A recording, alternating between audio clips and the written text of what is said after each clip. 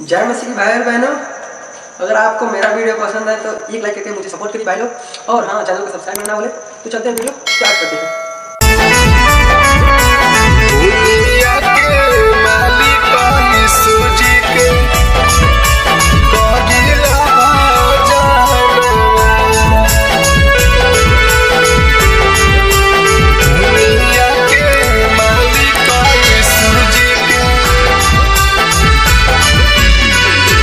जाए परी एक दिन दीदी हो यीशु जी के सारनिया। ए भैया सुना, जाए पर तो भैया हो एक दिन यीशु जी के सारनिया। दुनिया के मालिक यीशु जी के करिले भजनिया।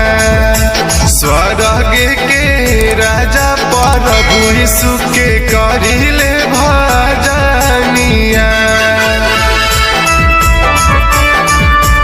दुनिया के मालिक यीशु जी के करिले भजनिया।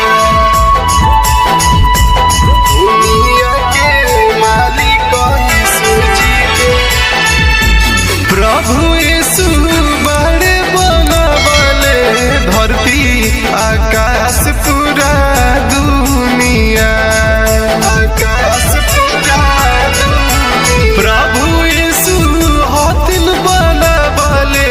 धरती आकाश पूरा दुनिया प्रभु जी के देवल है बहिनी मनुष्य के जीवनिया। दुनिया के मालिक यीशु जी के करिले भजनिया।